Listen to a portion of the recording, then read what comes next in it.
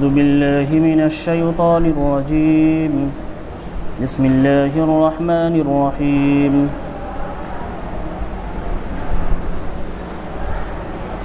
ألم يأن للذين آمنوا أن تخشع قلوبهم لذكر الله وما نزل من الحق ولا يكونوا كالذين أوتوا الكتاب من قبل فطال عليهم الأمد فقست قلوبهم وكثير منهم فاسقون اعلموا أن الله يحيي الأرض بعد موتها قد بينا لكم الآيات لعلكم تعقلون إن المصدقين والمصدقات وأقرضوا الله قرضا حسنا يضاعف لهم ولهم أجر كريم والذين آمنوا بالله ورسله أولئك هم الصديقون والشهداء عند ربهم لهم أجرهم ونورهم والذين كفروا وكذبوا بآياتنا أولئك أصحاب الجحيم اعلموا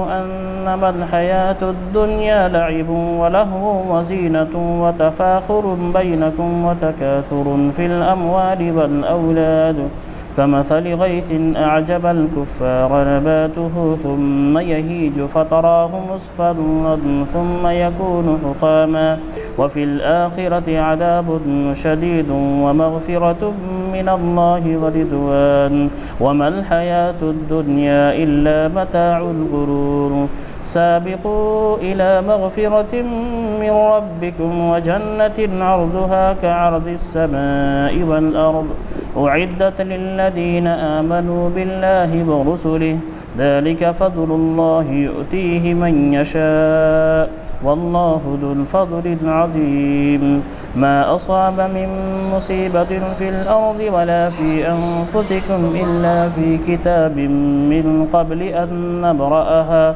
إن ذلك على الله يسير لكي لا تأسوا على ما فاتكم ولا تفرحوا بما آتاكم والله لا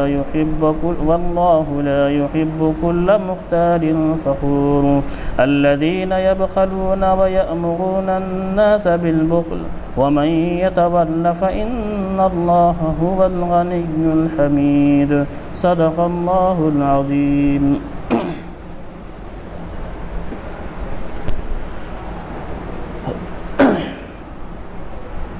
عزیز طلبہ، آج آیت نمبر 16 تا آیت نمبر 24 کا درس ہوگا۔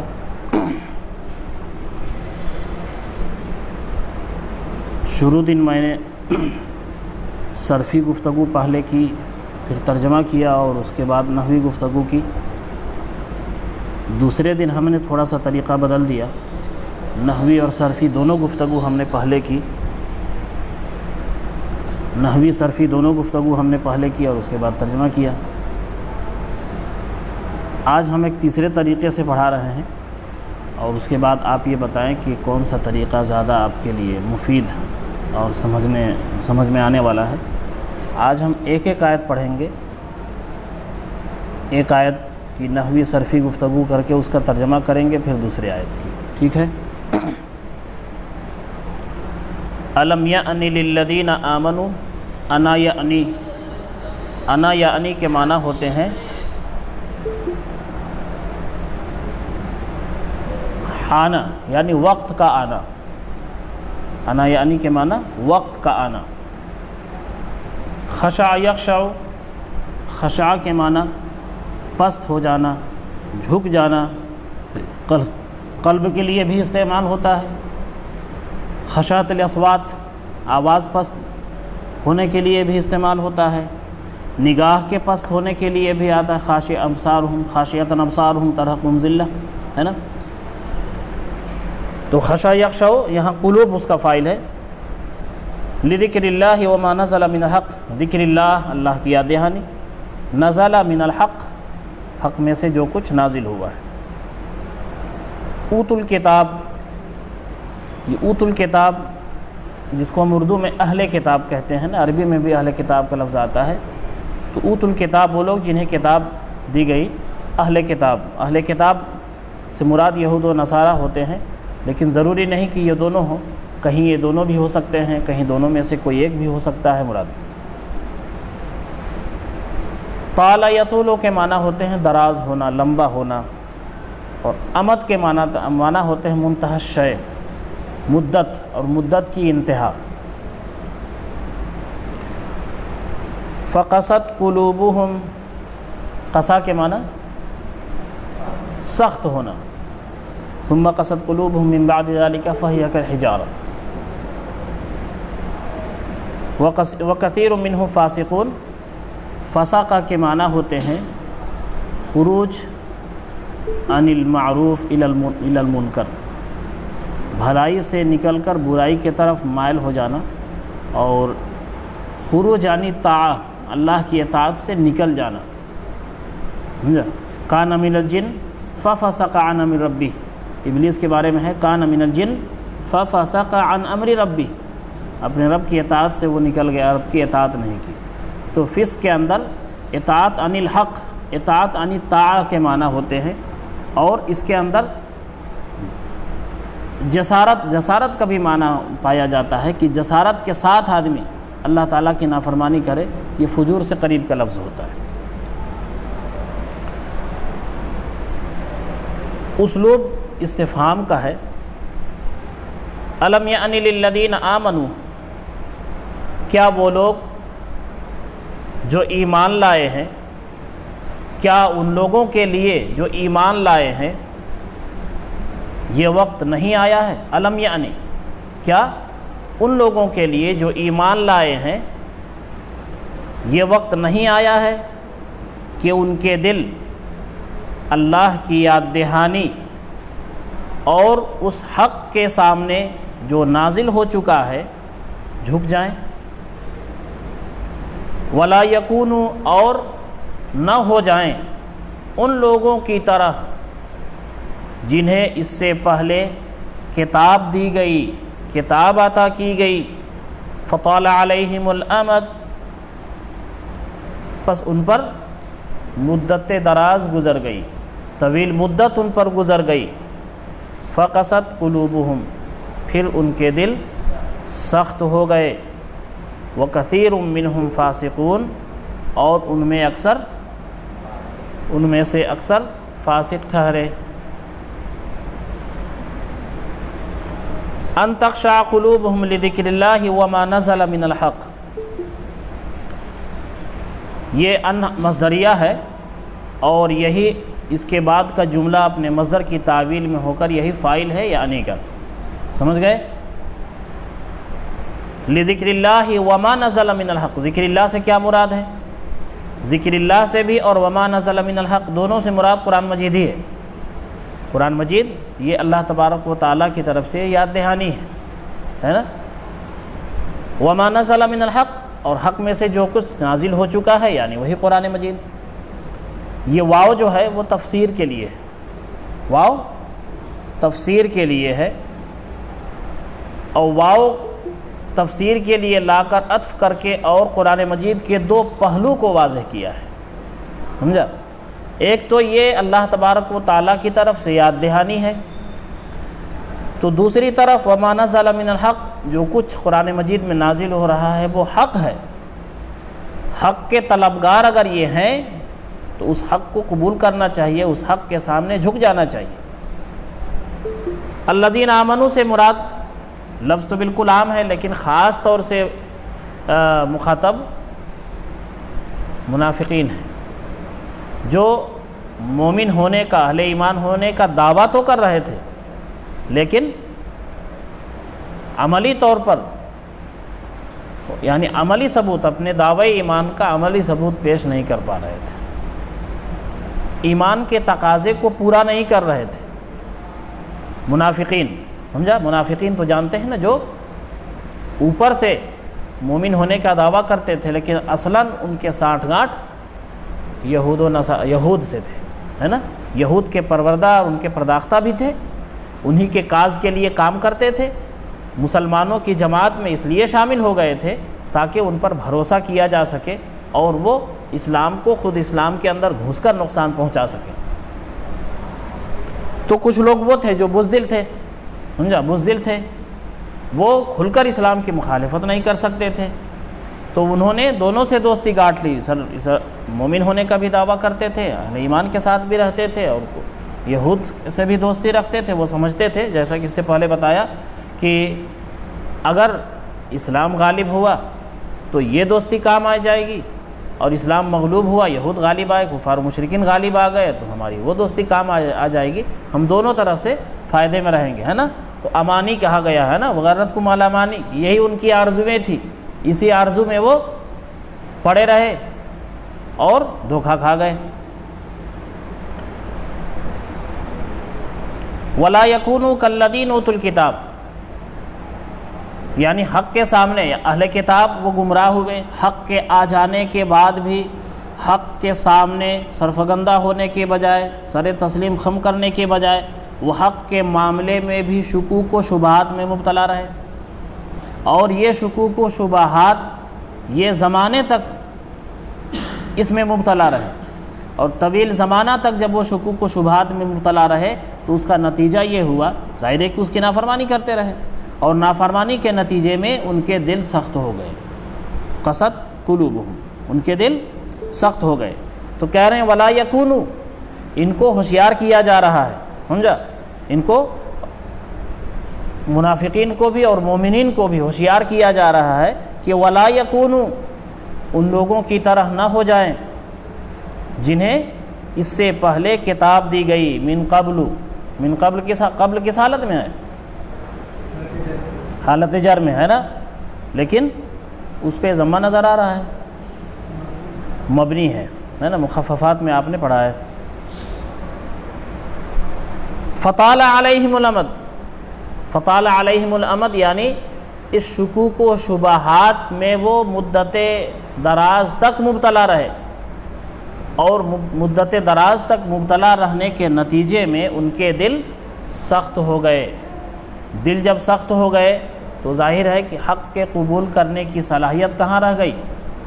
جب زمین بنجر ہو جائے، جب زمین بنجر ہو جائے تو بارش کا کوئی اثر اس پہ نہیں پڑتا، ہے نا۔ بارش کا اثر کس پہ پڑتا ہے؟ کس زمین پر؟ جو زرخیز ہوتی ہے نا۔ زرخیز زمین ہو، ایک بار دو بار بارش ہو جائے، ہریالی آ جاتی ہے، گھاس اگ جاتی ہے نا۔ پھر کسان جب اس میں بوائی کرتا ہے تو اس کی فصل لہلہا اٹھتی ہے۔ لیکن بنجر زمین پہ بارش ہوا کرے، پتھریلی زمین پہ بارش ہوا کرے، نہ اس کے اندر پانی، پتھریلی زمین کے اندر نہ پانی کو جذب کرنے کی صلاحیت ہوتی ہے، نہ رویدگی کی صلاحیت ہوتی ہے۔ تو یہی مطلب ہے قست قلوبہم، پتھر کے طرح، ثم قست قلوبہم من بعد ذلک، کہا ہے نا، فہی کالحجارۃ او اشد قسوۃ، وہ پتھر، بلکہ پتھر سے زیادہ بھی سخت ہو گئے، پتھر سے بھی پانی نکل آتا ہے۔ وَإِنَّ مِنَ الْحِجَارَةِ لَمَا يَتَفَجَّرُ مِنْهُ الْأَنْهَارُ، پتھر سے بھی تو بسا اوقات دیکھتے ہیں کہ پانی نکل آتا ہے۔ تو ان کے دل تو پتھر سے بھی زیادہ سخت ہیں، ان کے دلوں کے اندر سے نہ کسی خیر کا چشمہ پھوٹ سکتا ہے، نہ ان کے اندر کوئی خیر کی باتیں سرایت کر سکتی ہیں۔ وَكَثِيرٌ مِّنْهُمْ فَاسِقُونَ، اور ان میں اکثر فاسقی رہے۔ جب دل سخت ہو گئے، حق کے قبول کرنے کی صلاحیت ہی نہیں رہی، تو ظاہر ہے کہ وہ فسق و فجور میں مبتلا رہے۔ اعلموا ان اللہ یحیی الارض بعد موتها، تم جان لو کہ اللہ احیا یحیی، احیاء کے معنی پیچھے آ چکا ہے، زندہ کرنا، موت کے معنی موت، بین یبین، تبیین کے معنی ہوتے ہیں واضح کر دینا، عقل یعقل کے معنی سوچنا سمجھنا۔ تم جان لو کہ اللہ زمین کو زندہ کرتا ہے اس کے مردہ ہو جانے کے بعد۔ قد بینا لکم الآیات، ہم نے تمہارے لیے اپنی آیتیں واضح کر دی ہے، کھول کر بیان کر دی ہے، تاکہ تم لوگ سمجھو، تاکہ تم لوگ سمجھو۔ یہاں یہ اعلموا ان اللہ یحیی الارض بعد موتها، زمین کے مردہ ہو جانے کے بعد زندہ کرنے کیا مطلب ہے؟ جیسے آپ دیکھتے ہیں گرمیوں کے زمانے میں زمین میں دھول اڑ رہی ہوتی ہے نا، دور دور تک کہیں ہریالی نہیں نظر آتی ہے، جو گھاس ہوتی ہے وہ بھی سوکھ کے مر کے ختم ہو جاتی ہے نا، آپ پھاوڑا چلائے تو لگتا ہے کہ پتھر پہ چلا رہے ہیں، ہے نا۔ لیکن جب بارش ہوتی ہے تو اسی زمین کے اندر آپ دیکھتے ہیں زندگی آ جاتی ہے۔ تو یہی ہے زمین کا مردہ ہونا اور پھر زندہ ہونا۔ زمین کا مردہ ہو جانے کے بعد زندہ کرنے کا یہ مطلب ہے کہ بارش کے بعد اللہ تبارک و تعالیٰ پھر اس کو زندگی نو دے دیتا ہے۔ یہ بتانے کا کیا مطلب ہے؟ دیکھیے عموماً جہاں جہاں زمین کے مردہ ہو جانے کے بعد اسے زندہ کرنے کا تذکرہ ہے، وہاں خاص طور سے اس بات بعث یعنی مرنے کے بعد دوبارہ زندہ کیے جانے پر استدلال کیا گیا ہے۔ بتانا یہ مقصد ہے کہ تم تو ہر سال اس چیز کا مشاہدہ کرتے ہو کہ زمین مر جاتی ہے، اسے پھر زندہ کیا جاتا ہے، پھر اللہ تعالیٰ زندہ کر دیتا ہے، بار بار وہ مرتی ہے، بار بار زندہ کرتا ہے اللہ تعالیٰ۔ تو اس میں تو تمہارے لیے یہ نشانی ہے کہ جو زمین ہر سال مردہ ہو جاتی ہے پھر اللہ تعالیٰ زندہ کرتا ہے، تو اللہ تبارک و تعالیٰ ہمیں دوبارہ زندہ کیوں نہیں کر سکتا، ہے نا۔ لیکن یہاں ایک خاص موقع و محل ہے اس کا، عام طور پر قرآن مجید میں، اور اسی طرح سے یہ اس تمثیل میں جو بات میں نے اوپر کہی ہے، اس طرح کی مثالوں سے یہ بات بھی کہنا مقصود ہوتا ہے کہ بارش جب ہوتی ہے تو زمین زندہ ہوتی ہے، مگر کون سی زمین؟ وہ زمین جو زرخیز ہوتی ہے، وہ زمین زندہ ہوتی ہے۔ جو زمین بنجر ہو وہ زمین زندہ نہیں ہوتی۔ تو اللہ تبارک و تعالیٰ نے قرآن مجید کے نزول کو بھی جگہ جگہ بارش سے مثال دی ہے نا، کہ یہ اللہ تبارک و تعالیٰ، یہ وحی بھی اللہ تعالیٰ کی طرف سے رحمت کی ایک بارش ہے نا، اور یہ دلوں میں نازل ہونے والی بارش ہے۔ اس بارش کا اثر کس پر ہوگا؟ جس دل کے اندر خشوع ہوگی، ہے نا، جس دل کے اندر حق قبول کرنے کی صلاحیت ہوگی، گویا وہ دل زرخیز ہے۔ اور جو دل سخت ہو گئے، قست قلوبہم، جو دل سخت ہو گئے، ختم اللہ علی قلوبہم، جن پر مہر لگا دی اللہ تعالیٰ نے، تو ایسے دل گویا بنجر زمین کی طرح ہیں، ان پر اس وحی کا کوئی اثر نہیں ہوگا۔ یہاں جو ایک خاص محل ہے اس آیت کا، وہ یہ ہے کہ یہ جو منافقین تھے وہ یہی سمجھتے تھے کہ یہ مسلمانوں کی چھوٹی سی ٹکڑی، چھوٹی سی یہ جماعت، کہاں سے یہ غالب آئیں گے، کہاں یہ دین پورے عرب کے اندر، پوری دنیا کے اندر پھیلے گا، یہ دین کئے دن تک باقی رہ سکے گا؟ کہیں سے دور دور تک ان کو اس کے آثار نہیں نظر آتے تھے۔ تو اللہ تبارک و تعالیٰ نے ان کو یہ بتایا ہے کہ اللہ تعالیٰ زمین کو مردہ ہو جانے کے بعد زندہ کر دیتا ہے، تو اس رب سے یہ بات بعید از امکان تو نہیں ہے کہ اللہ تعالیٰ اس چھوٹی سی کھیتی کو، چھوٹی سی اس جماعت کو اللہ تبارک و تعالیٰ ایسی زندگی دے دے کہ پوری دنیا کے اندر یہ دین غالب آ جائے۔ قد بینا لکم الآیات، ہم نے اپنی آیتیں تمہارے لیے واضح کر دیا ہے، کھول کھول کر بیان کر دیا ہے، لعلکم تعقلون، تاکہ تم سمجھو، اس کے ذریعے تم سمجھو۔ یہ ایک نشانی دکھائی گئی ہے، بارش اور بارش کے اثرات، یہ وضاحت کرنے کے لیے، تم کو سمجھانے کے لیے یہ ایک نشانی ہے، تم اس پر غور کرو اور سمجھو۔ قد بینا لکم الآیات لعلکم تعقلون، اس میں کوئی ترکیب تو ایسی نہیں ہے نا۔ ان المصدقین والمصدقات، مصدقین مصدقات، کون سا مشتق ہے؟ یہ ذوالفعل ہے نا، کس باب سے؟ ہاں بتائیے کس باب سے؟ باب تفعیل سے۔ کیا ہوگا ماضی مضارع؟ صدق یصدق، ذوالفعل کیا ہوگا؟ مصدقون، یہاں ہے مصدقون، صاد پہ بھی تشدید ہے، ہیں؟ کس سے؟ اس کا ماضی کیا ہوگا؟ ماضی مضارع بتا دیجئے۔ اس صدقہ، یہ اس صدقہ کس باب سے ہے؟ ہیں جی؟ تفاعل سے، تفاعل سے تصدق اصدق، تزمل ازمل نہیں پڑھا آپ نے. تو مصدقین مصدقات، صاد دال قاف باب تفاعل سے ہے نا. اس میں یہ تغیرات تائی میں آپ نے پڑھا ہے، اس تا کی وجہ سے اس میں تبدیلی ہو گئی ہے. مصدقین اور مصدقات، تصدقہ کے معنی ہوتے ہیں صدقہ کرنا، صدقہ دینا، اللہ کی راہ میں خرچ کرنا. اقرض اللہ قرضا حسنا. ہاں دیکھیے المصدقین المصدقات میں ال جو ہے وہ الذی کے معنی میں ہے. وَأَقْرَضُ اللَّهَ قَرْضًا حَسَنًا، یضاعف ضعف یضاعف آ چکا ہے نا، بڑھانا، کئی گنا کرنا. تو بے شک صدقہ کرنے والے مرد اور صدقہ کرنے والی عورتیں اور وہ لوگ جنہوں نے اللہ کو قرض دیا، اچھا قرض، قرض حسن، تو وہ ان کے لیے بڑھایا جائے گا. یضاعف لہم، وہ ان کے لیے بڑھایا جائے گا، کئی گنا کر دیا جائے گا. وَلَهُمْ أَجْرٌ کریم، اور اس کے ساتھ ساتھ ان کے لیے باعزت اجر ہوگا، ان کے لیے باعزت اجر ہے. المصدقین والمصدقات، یہاں ایک چیز آپ غور کریں کہ مصدقین مصدقات اقرض اللہ، اللہ کو قرض دینا، صدقہ دینا اور اللہ کو قرض دینا، سمجھا، قرض حسن. پہلی چیز یہ کہ آپ دیکھیے یہاں مشتق ہے، اس کے بعد مشتق پر فعل کو عطف کیا گیا، یعنی صفت پر فعل کا عطف کیا گیا ہے. اس میں خاص حکمت ہے. پہلی بات تو یہ کہ دیکھیے الذی کے معنی میں ہے، میں نے بتایا نا المصدقین مصدقات میں جو ال ہے وہ الذی کے معنی میں ہے.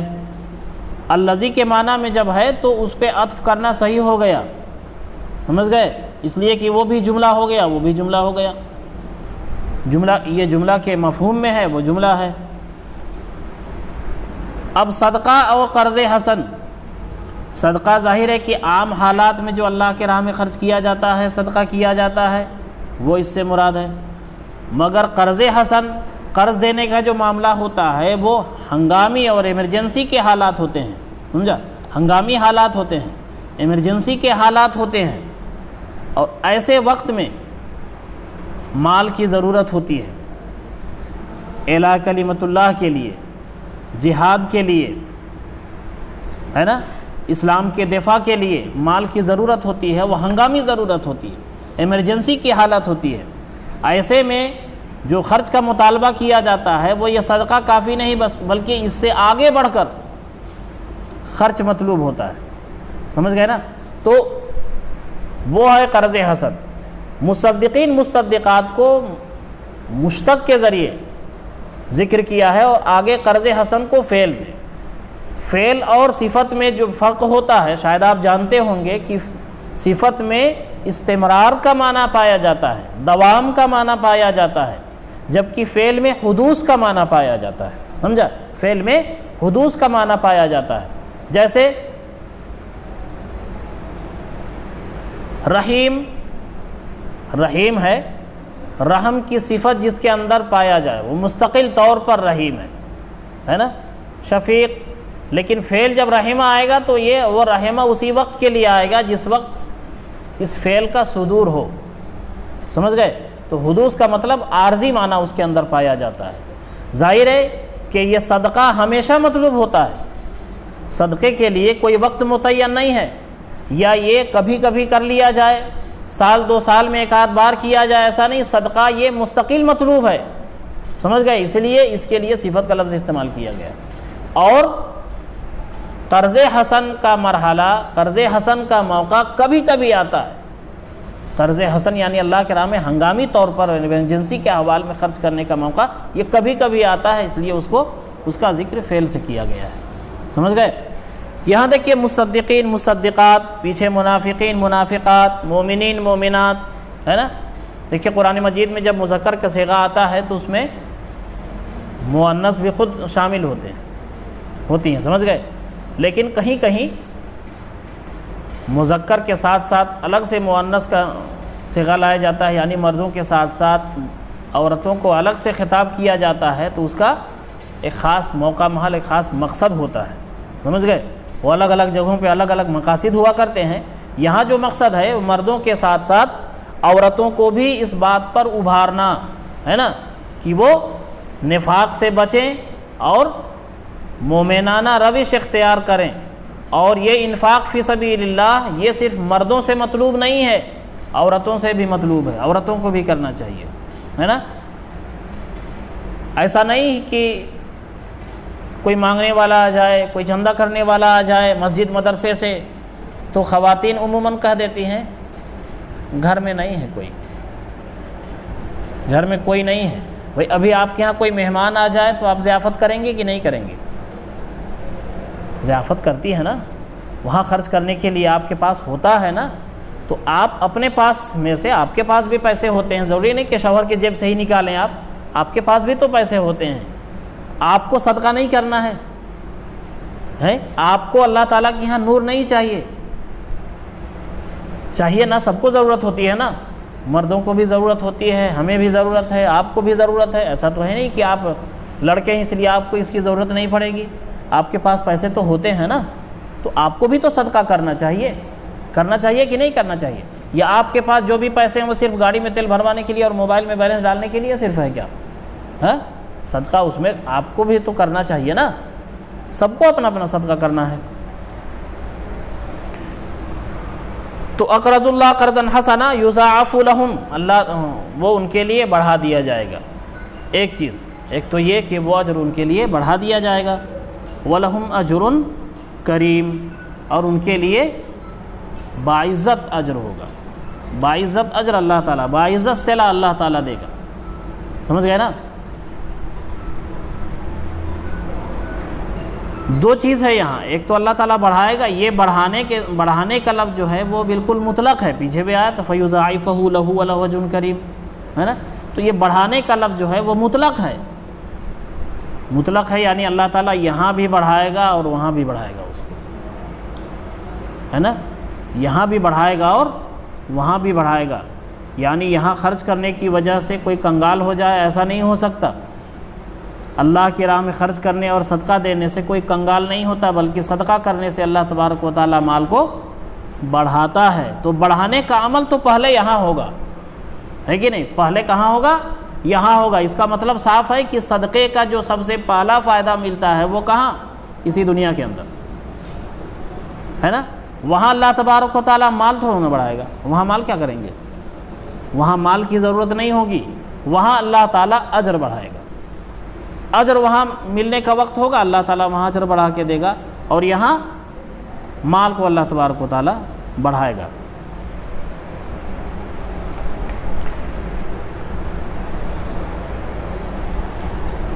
یضاعف، یہ یضاعف کا نائب فاعل، یعنی یضاعف میں جو ضمیر ہے، جو نائب فاعل ہے، اس کا مرجع کیا ہوگا؟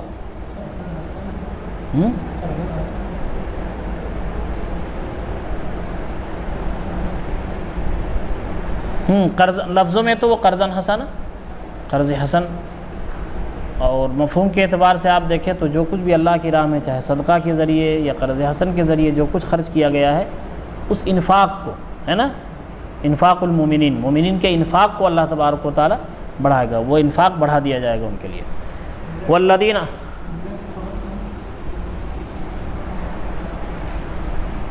وہی ہے نا، ان کی خبر نا، وہی جملہ تو ہے، یضاعف لہم ولہم اجر کریم، وہی جملہ خبر ہے۔ والذین آمنوا باللہ ورسلہ،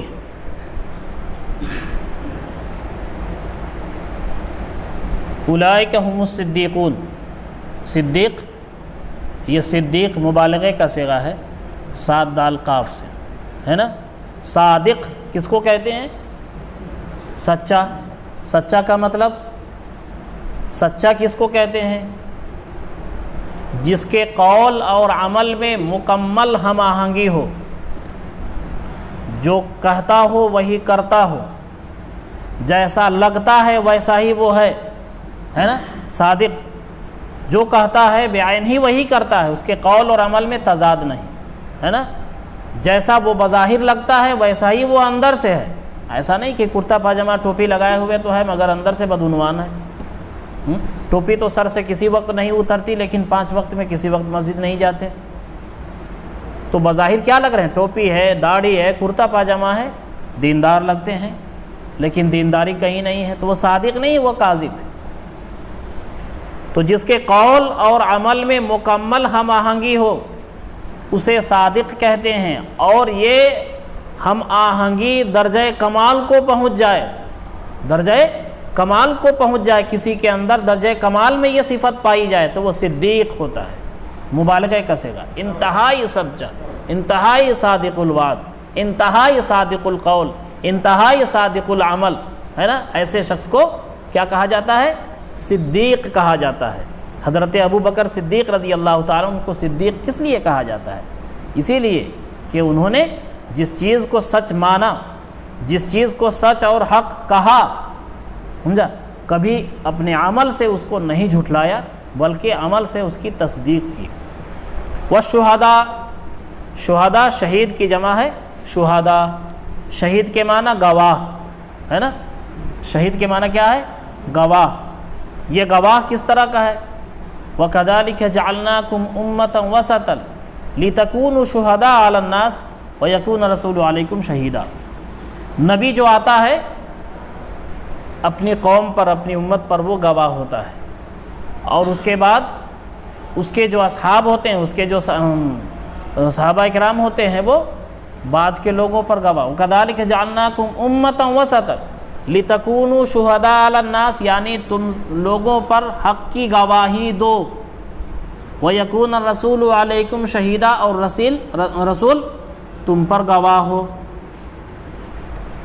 اسی گواہی کے الفاظ یہ سورہ بقرہ آیت نمبر 143 ہے نا، دوسرے پارے میں ہے وَكَذَلِكَ جَعَلْنَاكُمْ أُمَّةً وَسَطًا لِتَكُونُوا شُهَدَاءَ عَلَى النَّاسِ وَيَكُونَ الرَّسُولُ عَلَيْكُمْ شَهِيدًا۔ یہ اسی طرح کی گواہی کا ذکر اس آیت کو سمجھنے میں مفید ہوگی ایک اور آیت سورہ مزمل، اِنَّا أَرْسَلْنَا إِلَيْكُمْ رَسُولًا شَاهِدًا عَلَيْكُمْ كَمَا أَرْسَلْنَا إِلَىٰ فِرْعَوْنَ رَسُولًا۔ تو اِنَّا أَرْسَلْنَا إِلَيْكُمْ رَسُولًا شَاهِدًا عَلَيْكُمْ، ہم نے رسول بھیجا ہے تم پر شاہد بنا کر، گواہ بنا کر۔ یہ سورہ مزمل آیت نمبر 15 ہے۔ ایک اور آیت آپ دیکھ لیجئے، سورہ نساء آیت نمبر 41۔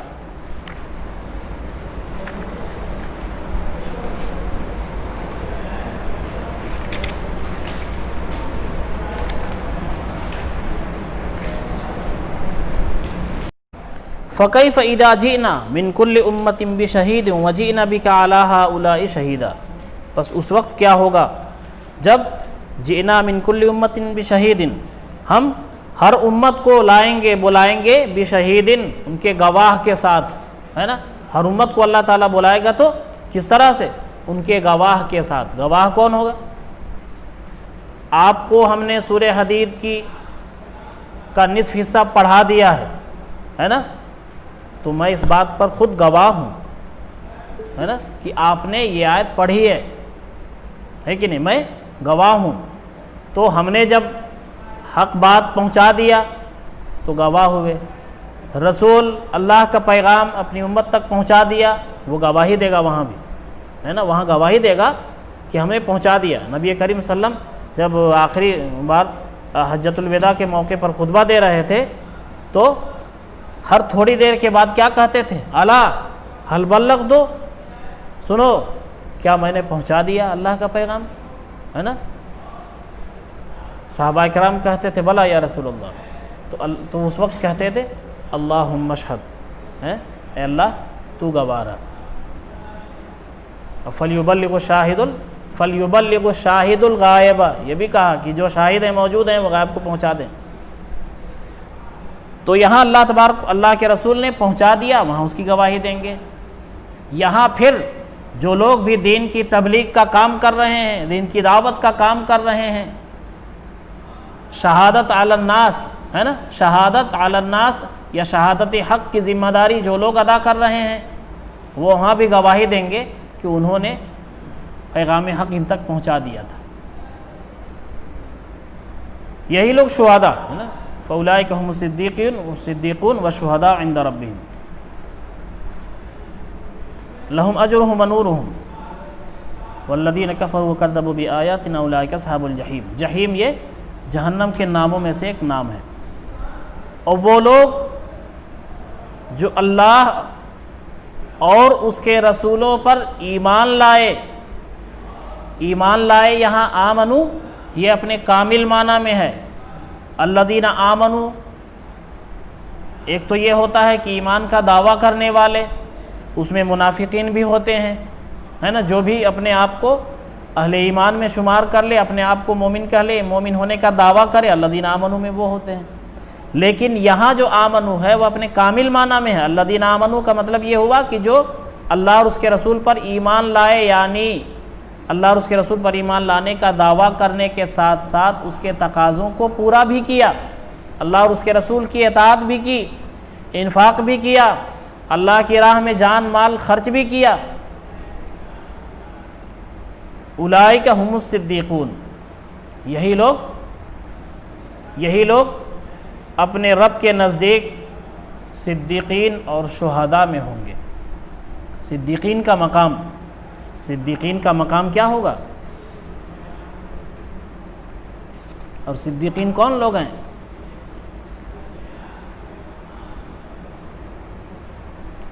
وَمَن يُطِعِ اللَّهَ وَالرَّسُولَ فَأُولَئِكَ مَعَ الَّذِينَ أَنْعَمَ اللَّهُ عَلَيْهِمْ۔ منعم علیہ یہ صدیقین و شہداء یہ کون لوگ ہیں؟ منعم علیہ یہ جماعت ہے جن پر اللہ تبارک و تعالیٰ کا خاص انعام ہوگا۔ من النبیین، نبیوں کے بعد پہلا مقام جو ہوتا ہے وہ انبیاء کا ہوتا ہے نا، سب سے اعلیٰ مقام انبیاء علیہ الصلوۃ والسلام کو نصیب ہوگا۔ انبیاء کے بعد صدیقین کا مقام ہے، صدیقین کے بعد شہداء کا مقام ہے، اور شہداء کے بعد صالحین کا مقام ہے۔ اب غور کریں، آخر میں صالحین ہے، کچھ نہیں تو کم از کم اللہ تعالی ہم لوگوں کو صالحین میں داخل کر لے۔ کوشش تو ہونا چاہیے کہ صدیقین اور شہداء کے زمرے میں رہیں۔ تو اولئک ھم الصدیقون والشہداء عند ربہم، وہی لوگ اپنے رب کے نزدیک صدیقین اور شہداء کے زمرے میں ہوں گے۔ صدیقین ظاہر ہے جیسا کہ میں نے بتایا کہ جو ایمان لائے اور اپنے اس ایمان کی ہمیشہ اپنے عمل سے تائید کرتے رہے، تصدیق کرتے رہے، جس چیز کو انہوں نے حق جانا اور جس چیز پر وہ ایمان لے آئے کبھی اس کے خلاف کوئی عمل نہیں کیا، وہ صدیقین ہیں۔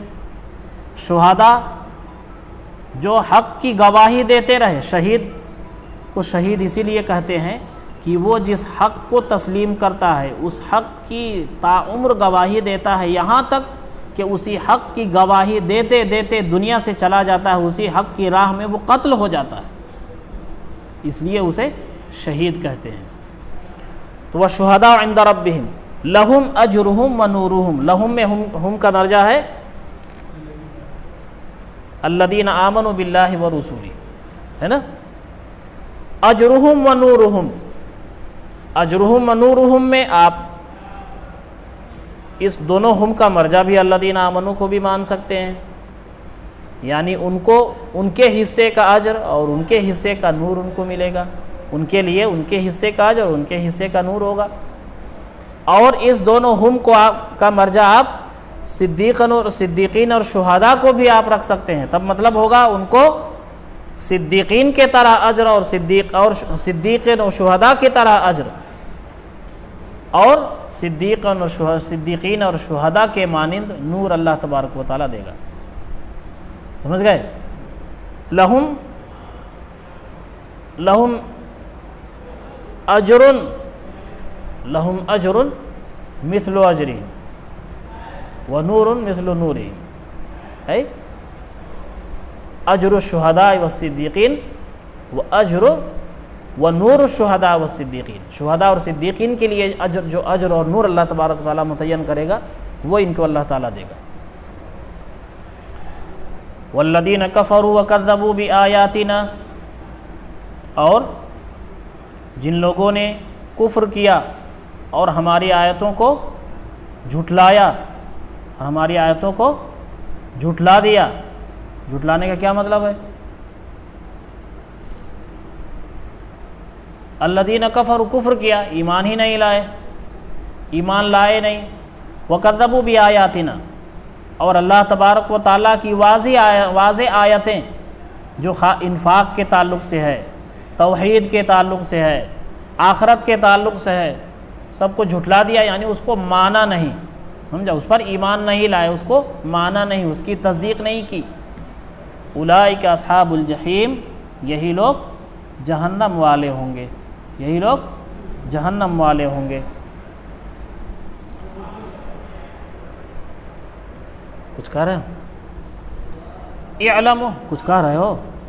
اچھا، اعلموا انما الحیاۃ الدنیا لعب ولہو وزینۃ وتفاخر بینکم وتکاثر فی الاموال والاولاد۔ حیات الدنیا، دنیا کی زندگی، دنیاوی زندگی، لعب، لعب کے معنی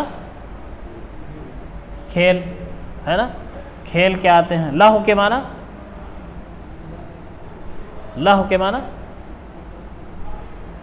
لاہ یلہو کے معنی ہوتے ہیں غافل ہو جانا، سمجھ گئے؟ لعب جو ہوتا ہے، لعب میں کسی حد تک کچھ مقصد بھی پایا جاتا ہے، جیسے آپ فٹ بال کھیلتے ہیں صحت کے لیے، ہے نا، لیکن کوئی کھیل جب آپ کو اپنے اصل مقصد سے غافل کر دے، عصر کی نماز پڑھ کے آئے، فٹ بال کھیلنا شروع کیا، یہاں تک کہ مثلا مغرب کی نماز ہو گئی، جماعت ہو گئی، آپ کھیلنے میں لگے ہوئے ہیں، کھیل میں اس طرح آپ مشغول ہو گئے کہ آپ اصل مقصد کو، اپنے اصل فرض کو آپ نے فراموش کر دیا، تو وہی فٹ بال آپ کے لیے لہو بن گیا، سمجھا؟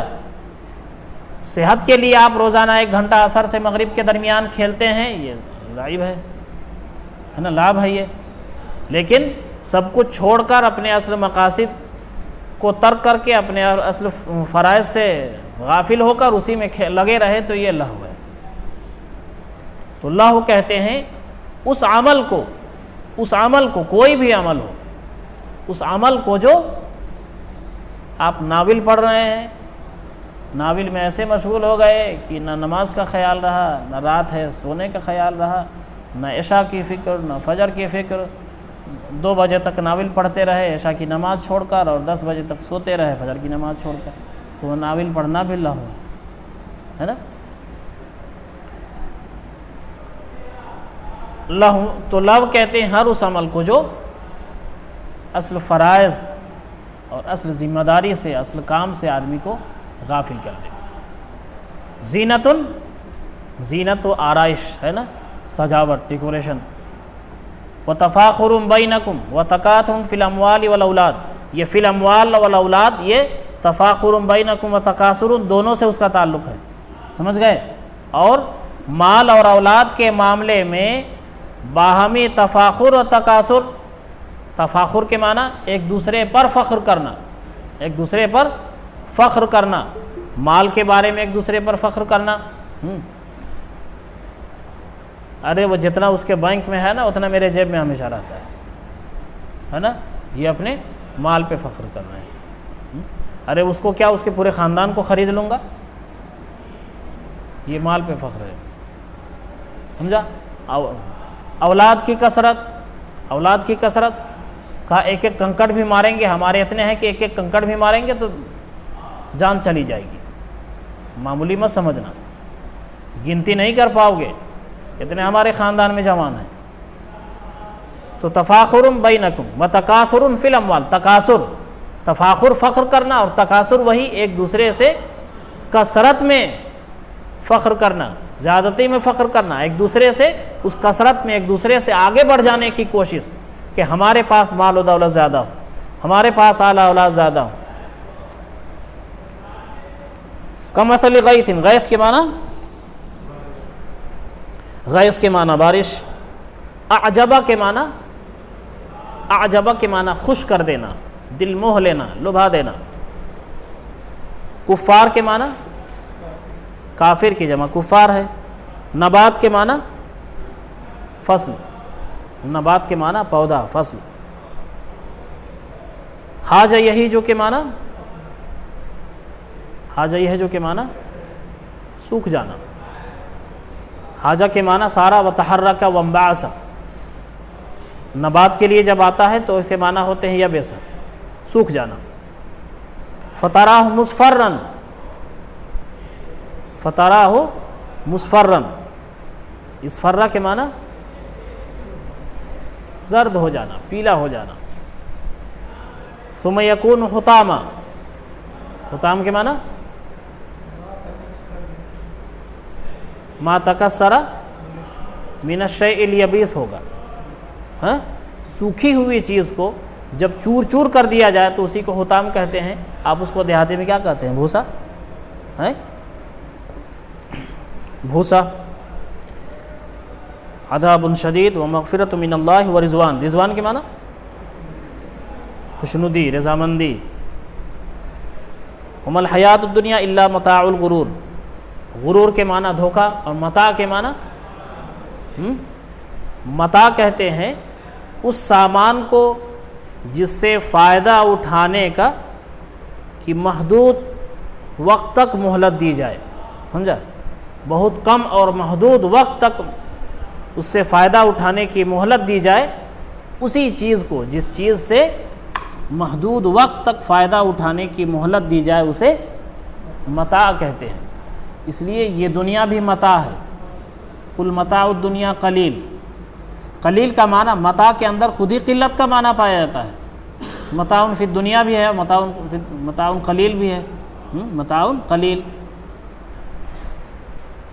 چلیے یہاں ایک چیز آپ دھیان میں رکھیں، عام طور پر مفسرین نے انما الحیات الدنیا مبتدا اور لعب و لہو و زینت و تفاخر، اس کو خبر مانا ہے. اس کا مطلب ہوگا کہ یہ دنیا کی زندگی، یہ دنیاوی زندگی فقط لہو و لعب، زینت و آرائش اور مال و اولاد کے معاملے میں باہم تفاخر و تکاثر ہے، اور کچھ نہیں ہے نا. تکاثر ہے. اس کی تمثیل اس بارش کے طرح ہے. مولانا امین حسن اصلاحی کہتے ہیں کہ یہ دنیا من جملہ یہ دنیا کھیل تفریح نہیں ہے. مجموعی اعتبار سے یہ دنیا کھیل تفریح نہیں ہے. یہ دنیا تو جنت بنانے کی جگہ ہے. یہ دنیا کھیل تفریح نہیں، یہ دنیا جنت بنانے کی جگہ ہے. اسی دنیا میں رہ کر تو ہمیں آخرت میں جنت میں گھر بنانا ہے. تو لعب و لہو کو انہوں نے خبر بنانے کے بجائے بدلے باز بنایا ہے. سمجھا؟ تب مطلب کیا ہوگا؟ مطلب یہ ہوگا کہ یہ دنیا مجموعی اعتبار سے نہیں، بلکہ دنیا کی یہ چیزیں اور یہ پہلو ہے نا، یہ پہلو جو ہے وہ دراصل متاع غرور ہے، وہ دراصل فتنہ ہے. تو جو ترجمہ اس اعتبار سے ہے، چونکہ مجھے بھی یہی رائے جچتی ہے جو مولانا امین حسن اصلاحی صاحب کی ہے، تو میں اسی حساب سے ترجمہ کر رہا ہوں. اعلموا، تم جان لو کہ دنیاوی زندگی یعنی کھیل تفریح، زینت و آرائش اور مال و اولاد کے معاملے میں ایک دوسرے پر فخر اور تکاثر یا تفاخر و تکاثر، اس کی تمثیل ہے نا ان کے مطابق کمثل غیث یہ خبر ہے. انما الحیات الدنیا یہ مبتدا ہے اور کمثل غیث یہاں سے آگے جو جملہ ہے وہ خبر ہے. سمجھ گئے؟ اور بیچ میں لعب سے لے کر الاولاد تک یہ حیات دنیا سے بدلے باز ہے. سمجھ گئے نا؟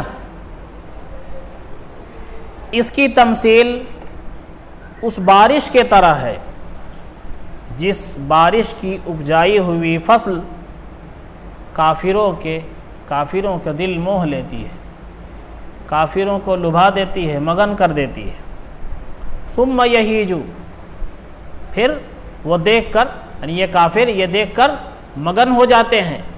وہ یہ نہیں خیال کرتے کہ یہ اللہ تبارک و تعالیٰ کا انعام اور بخشش ہے، اس پر اللہ کا شکر ادا کرنا چاہیے، بلکہ وہ تو اپنی محنت کا نتیجہ سمجھتے ہیں. سمجھا؟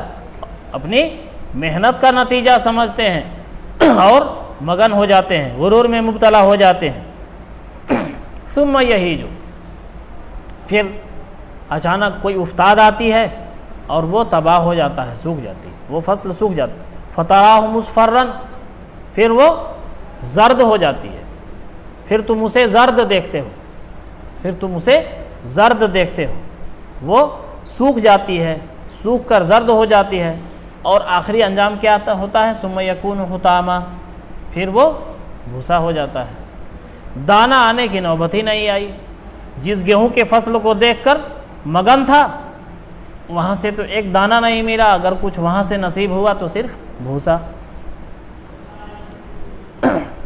تو یہ دنیا کی زندگی، دنیا میں جو لہو و لعب اور تکاثر تفاخر ہے نا، زینت و آرائش ہے، اس کی تو یہی حیثیت ہے کہ دیکھ کے اپنے مال و دولت کو دیکھ کر، ہے نا، اپنی صحت کو دیکھ کر، جوانی دیکھ کر، کار موٹر دیکھ کر، بیلنس دیکھ کر، آل اولاد دیکھ، بہت مگن ہے، مگر یہ سب کچھ تو پانی کا ایک بلبلہ ہے۔ ایک افتاد آئے اور پل بھر میں ساری چیزیں اللہ تعالیٰ چھین لے، اور اس کے بس میں ہے یہ۔ وفی الآخرۃ عذاب شدید، اور آخرت میں سخت عذاب بھی ہے، ومغفرۃ من اللہ ورضوان، اور اللہ تعالیٰ کی مغفرت اور خوشنودی بھی ہے، رضامندی بھی ہے۔ کس کے لیے ہے؟ وفی الآخرۃ عذاب شدید للذین کفروا وکذبوا بآیات اللہ،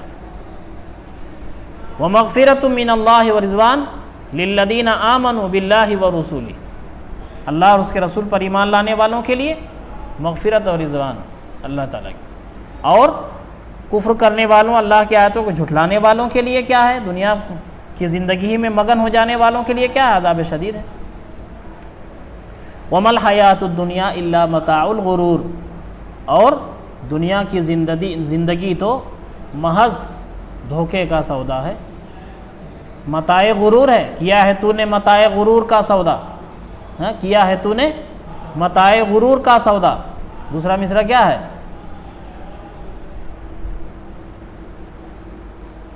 بہار ہو کی فضا، کیا ہے تو نے متاع غرور کا سودا، بہار ہو کی فضا، کی خزاں، بہار ہو کی خزاں، لا الہ الا اللہ ہے۔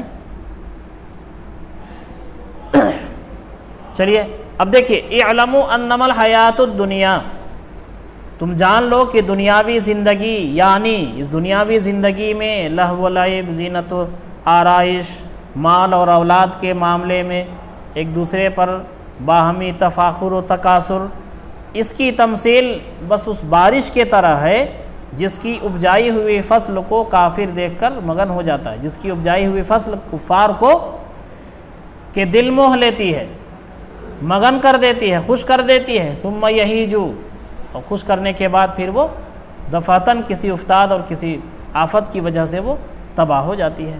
فتراہ مصفرن، پھر دفعتاً تم اچانک دیکھتے ہو، کل گزر رہے تھے تو بڑی ہریالی تھی، آج گزر رہے ہیں ایک ہی دن کے بعد تو زرد ہے نا۔ ثم یکون حطاما، پھر چند دن نہیں لگتے کہ وہ سب بھوسا ہو جاتی ہے، بھوسا ہو جاتا ہے۔ بس یہی ہے دنیا کی حقیقت، ہے نا۔ دنیا میں جو ساز و سامان ہے، جو زینت و آرائش ہے، جو تفریح ہے نا، جو مال و دولت ہے، جو کار اور بنگلے ہیں، جو بیلنس ہے، جو آل اولاد ہے، سب کی اتنی ہی سی حیثیت ہے۔ سب کچھ باقی رہے، ہماری سانس بند ہو گئی تو اب تو ہم کسی چیز سے فائدہ نہیں اٹھا سکتے نا۔ اب ان چیزوں کا ہونا نہ ہونا دونوں برابر ہے، اور ہم اگر یہ نہیں کہہ سکتے تھوڑی دیر کے لیے کہ نہیں اتنی جلدی یہ ہمارا یہ مال، ہماری یہ دولت اور ہماری یہ آل اولاد سب ختم ہو جائیں گے، لیکن اپنی ہی زندگی کی کیا گارنٹی ہے؟ اپنی ہی زندگی کی کیا گارنٹی ہے؟ سانس رک گئی، دنیا کی یہ ساری نعمتیں بیکار ہیں۔ تو اگر دنیا کی دولت کو پا کر ہم مگن ہیں تو اس کا مطلب ہے کہ ہم دھوکے میں ہیں، ہے نا۔ متاع غرور، دنیا کیا ہے؟ دھوکا کا سودا ہے۔ دنیا کو دیکھ کر، دنیا میں لہلہاتی کھیتیوں کو دیکھ کر، دنیا کی چمک دمک کو دیکھ کر مگن نہیں ہونا چاہیے، دھوکا نہیں کھانا چاہیے، یہ متاع غرور، دھوکے کا سودا ہے۔ سابقوا الی مغفرۃ من ربکم، بند کر دوں،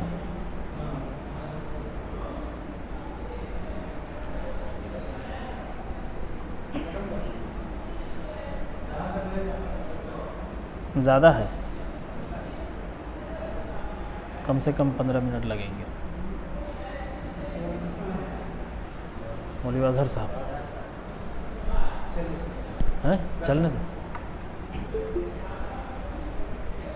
سابقوا الی مغفرۃ من ربکم وجنۃ عرضها کعرض السماء والارض. دیکھیے سابقوا، سابق یسابق، مسابقۃ، ایک دوسرے سے آگے بڑھنے کی کوشش کو کہتے ہیں نا، ایک دوسرے سے آگے بڑھ جانا.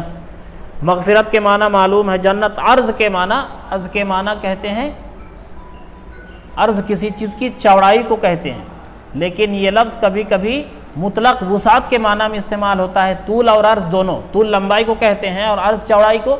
عرض کا لفظ کبھی کبھی مطلق لمبائی چوڑائی دونوں کے لیے استعمال ہوتا ہے، مطلق وسعت کے معنی میں استعمال ہوتا ہے، یہاں اسی معنی میں ہے.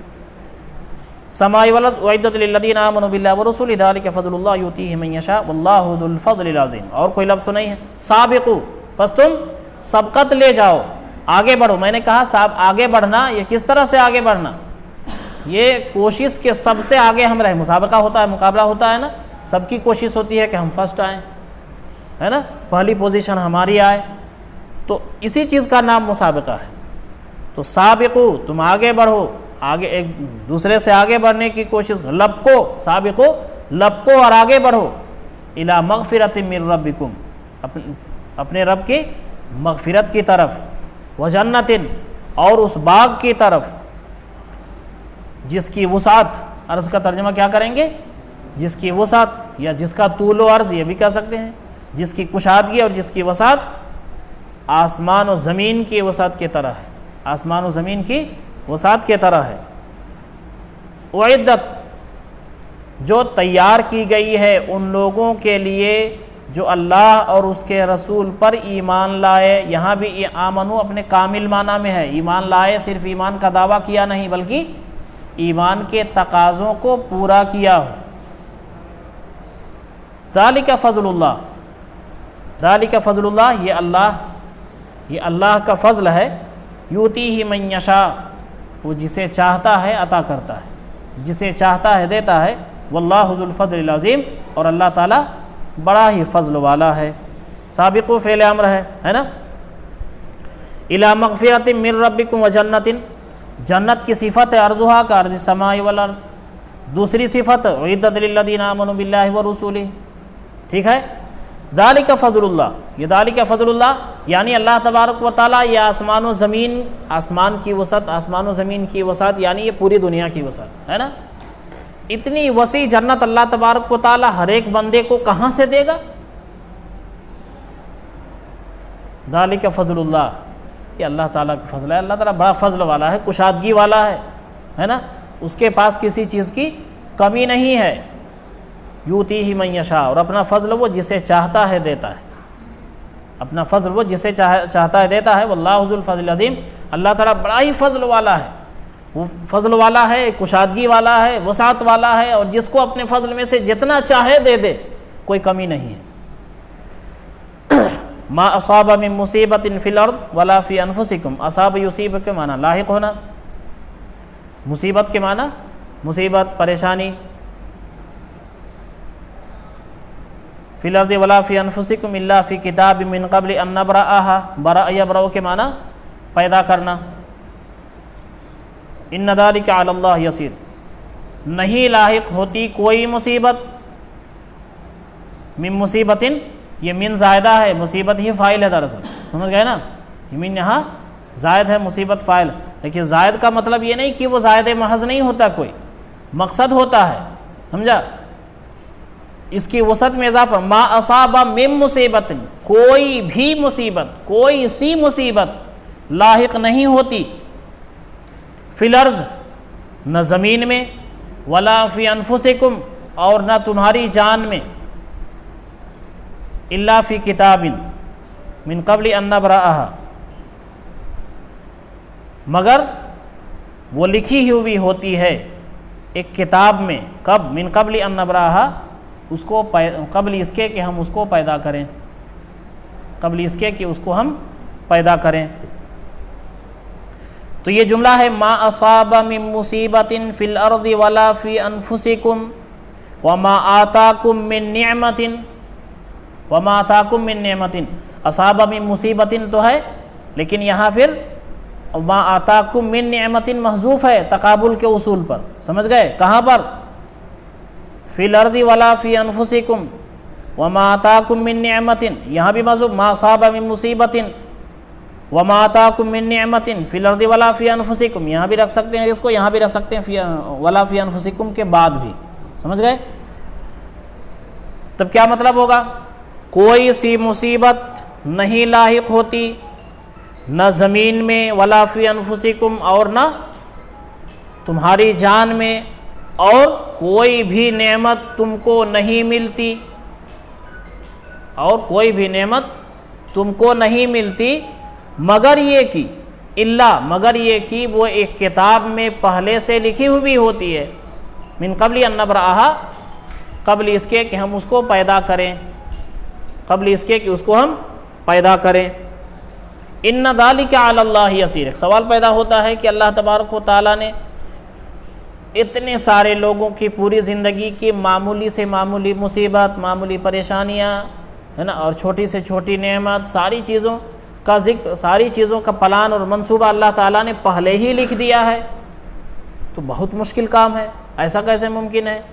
کہہ دیا ان ذالک علی اللہ یسیر، اللہ تعالیٰ کے لیے یہ یسیر یعنی آسان، اللہ تعالیٰ کے لیے یہ بالکل آسان ہے، اس لیے کہ اس کا علم ہر چیز پر محیط ہے، اس کا علم ہر چیز پر محیط ہے، اس کا علم محدود نہیں، لا محدود اور محیط ہے، تو اس لیے وہ اپنے لامحدود علم کے ذریعے، اپنے محیط کل علم کے ذریعے اللہ تعالیٰ نے پوری ہر ایک کی زندگی کے ایک ایک چیز پہلے سے لکھ دی ہے۔ فی الارض ہے ولا فی انفسکم، زمین میں جو مصیبت آتی ہے وہ کیا ہے؟ زلزلے کا آ جانا، ہے نا، قحط پڑ جانا، پیداوار کی کمی آ جانا، اس طرح کی چیزیں ہیں جو زمین سے متعلق ہے۔ نفس سے متعلق کیا ہے؟ موت کا آنا، بیماری کا آ جانا، پریشانی کا آ جانا، خوشی کا مل جانا، یہ ساری چیزیں ہیں ہم سے متعلق۔ من قبل ان نبرأہا، نبرأہا میں ہا کا مرجع کیا ہوگا؟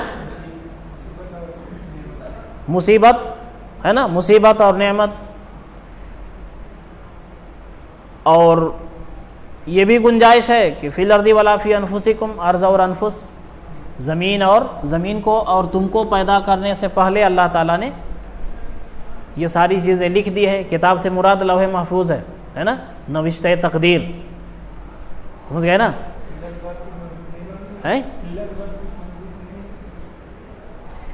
اللہ کے بعد محذوف مان سکتے ہیں،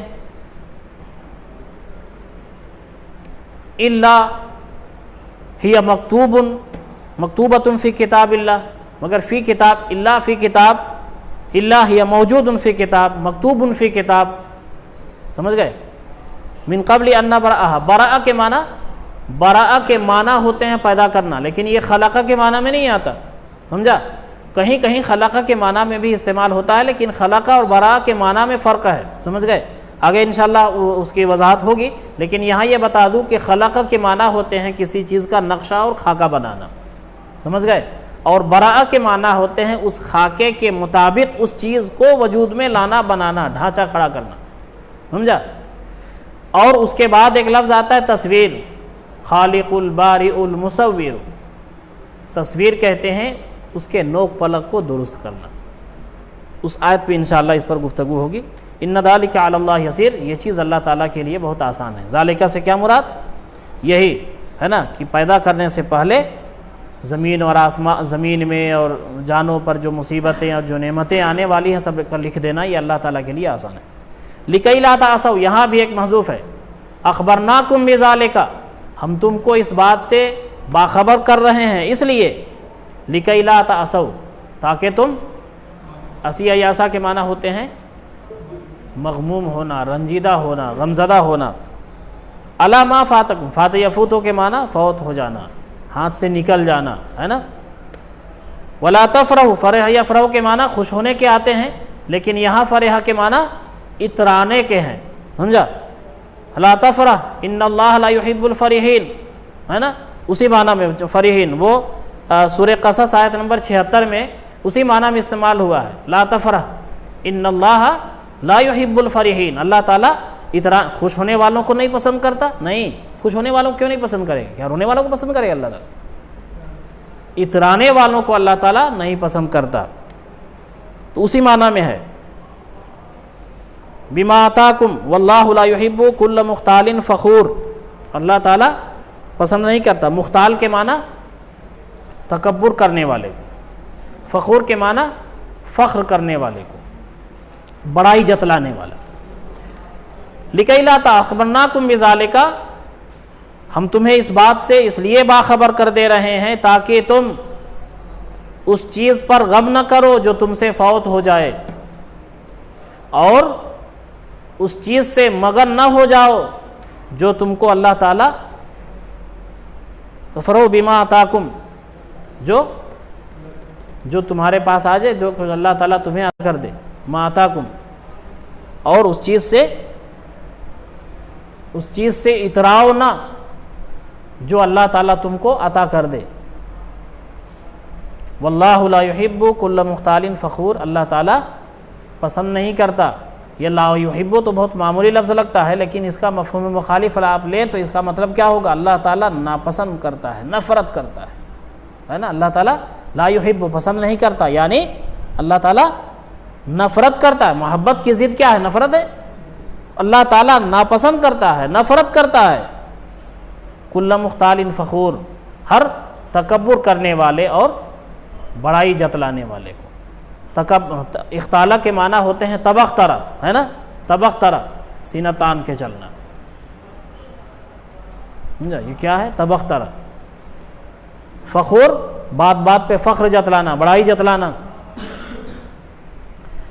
پھر کل مختال فخور الذین یبخلون، یہ کون لوگ ہیں مختال فخور؟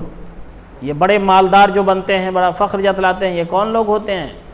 یہ حاصل کرتے ہیں ہر طرف سے اور خرچ نہیں کرتے، یہ بخیل ہوتے ہیں، ہے نا؟ اور بخل کے ذریعے مال جمع کرتے ہیں۔ تو الذین یبخلون، جو بخل کرتے ہیں، جو لوگ بخل کرتے ہیں، وَيَأْمُرُونَ النَّاسَ بِالْبُخْلِ، اور لوگوں کو بھی بخل کا مشورہ دیتے ہیں۔ ہمارا یہاں حکم دینے کے معنی میں نہیں بلکہ مشورہ دینے کے معنی میں ہے۔ اس معنی میں یہ لفظ مشورہ دینے کے معنی میں بھی استعمال ہوتا ہے۔ عرب کا ایک شاعر کہتا ہے امرتہم امری بمنعرج اللواء فلم یستبین الرشد الا ذو الغدی، امر یہاں مشورہ دینے کے معنی میں ہے۔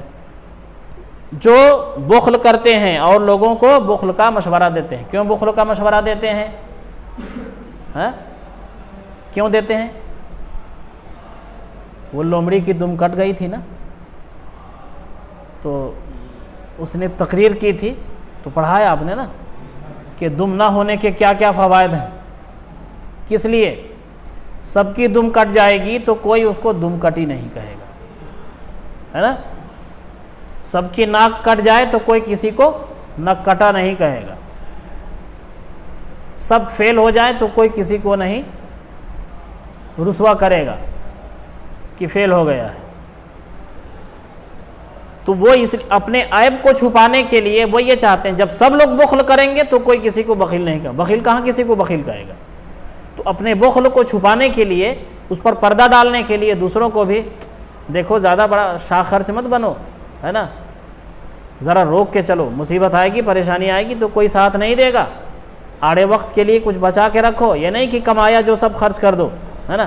بہت بڑے خرچیلے شاہ خرچ نہ بنو۔ مستقبل کے بارے میں بھی، اپنی آل اولاد کے بارے میں سوچ سمجھ کے چلو۔ تو ناصحانہ، ہے نا، اور خیر خواہانہ مشورہ دیتے ہیں کہ دیکھو کچھ بچا کے بھی چلنا چاہیے مصیبت اور آڑے وقت کے لیے۔ وَمَن يَتَوَلَّ فَإِنَّ اللَّهُ هُوَ الْغَنِيُّ الْحَمِيدُ، اور جو یتولا کے معنی اعراض کرنا، منہ موڑنا، پیٹھ دکھانا۔